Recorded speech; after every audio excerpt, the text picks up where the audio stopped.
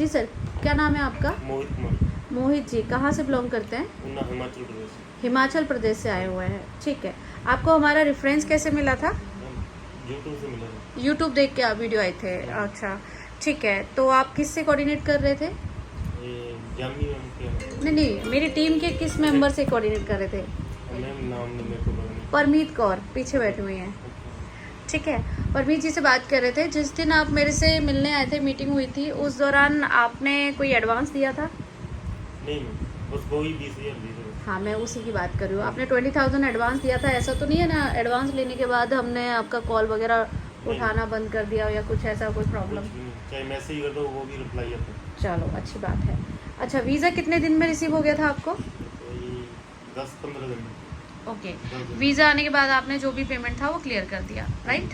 Visa आने के बाद कोई प्रॉब्लम आई, कॉल वगैरह नहीं रिसीव हुआ हो या मैसेज वगैरह? नहीं, ऐसी कोई दिक्कत नहीं। ठीक है। आप किस काम के लिए जा रहे हैं? डेयर हाउस हेल्पर जैसे कुछ। हेल्पर, मल्टीपल हेल्पर्स की वैकेंसी है, अर्मेनिया जा रहे हैं। टूरिस्ट वीज़ा 21 दिन के वीज़ा पे। हाँ जी। वहाँ जाके आपका 1 साल का सोशल कार्ड बनेगा, यही बताया ना? हाँ जी। ये तो नहीं बोला कि परमिट हो जाएगा, 2 साल का कॉन्ट्रैक्ट नहीं, समथिंग 1 कुछ? साल का होता है। आपको अच्छे से सब कुछ पता है ना? हाँ जी। मैंने यही बोला था ना कि यहाँ पे आप 21 दिन के वीज़ा लेके जाओगे, वहाँ जाके 1 साल का आपका सोशल कार्ड बनेगा। हाँ जी। सोशल कार्ड पे आप काम करोगे। हाँ जी। टीआरसी आपकी वहाँ पे 5 से 6 महीने बाद, वो कंपनी का हेडेक है, कंपनी आपको कब बना के देती है। हो सकता है 2 महीने में बन जाए, बट हम आपको बोल रहे हैं 5 से 6 महीने में आपकी टीआरसी बन जाएगी।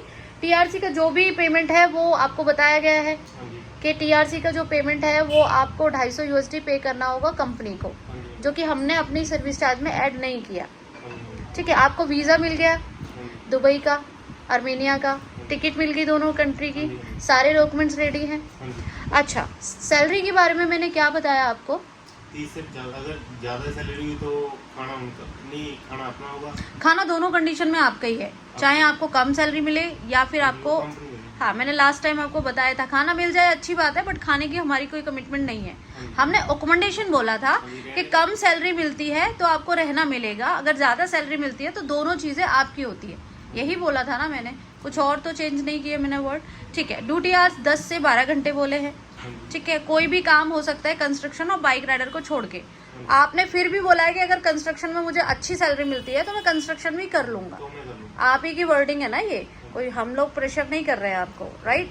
ओके, आप मुझे ये बताइए कि आपको जैसे कि सारे फाइल्स हमने रेडी कर दी है, मैं एक चीज़ और क्लियर करना चाहूँगी यहाँ पे कि अगर आपको मैं भेज रही हूँ, अगर मेरी कोई प्रॉब्लम होती है, सपोज दैट मैंने बोला कि मैं जॉब लगा के दूंगी, मैंने बोला 30 से 50 हज़ार सैलरी होगी, अकोमोडेशन मिलेगा, एयरपोर्ट पिकअप मिलेगा, ठीक है, आपको जॉब मिल जाएगी। अगर इनमें से कोई भी प्रॉब्लम आती है, सोशल कार्ड आपका नहीं बनता है, जॉब नहीं मिलती है, एयरपोर्ट पिकअप नहीं होता है, या कुछ ऐसा कोई प्रॉब्लम आता है, तो मैं रिस्पॉन्सिबल होंगी उसमें। मैं आपको, अगर आप मेरी वजह से इंडिया वापस आते हो तो वीज़ा टिकट काट के मैं आपको पेमेंट करने पे बोला है मैंने आपको, राइट? पेमेंट जो भी बनेगा वीज़ा टिकट काट के आपको दूंगी, क्योंकि मैंने 2 कंट्री का वीज़ा दिया है, 2 कंट्री की टिकट दी है, तो वीज़ा टिकट काट के मैं आपको पेमेंट रिफंड करूंगी।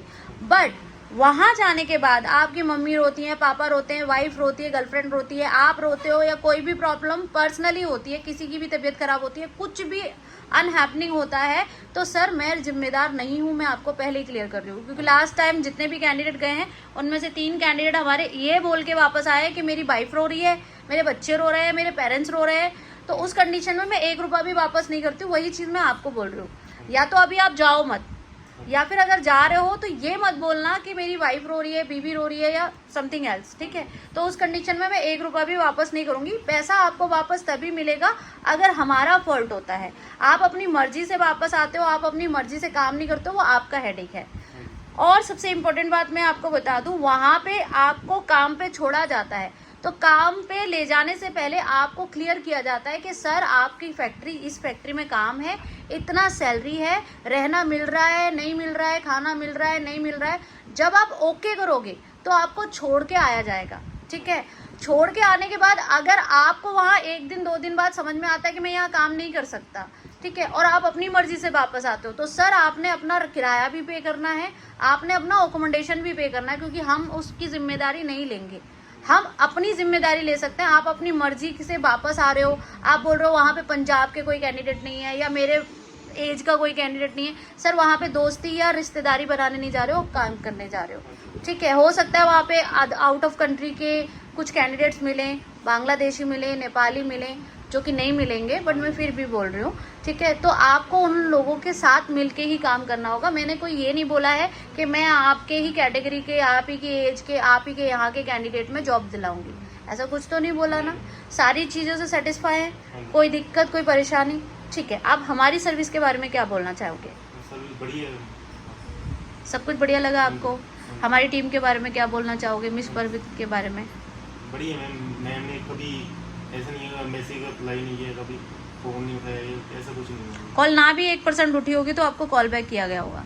कॉल ना उठाए तो मैसेज कर देते हैं, थोड़ा वेट करूँगा जी जी। ऐसे नहीं। और कुछ कोई डाउट, कोई क्वेरी? नहीं डाउट सब कुछ ठीक है? हाँ। Okay, done, thank you.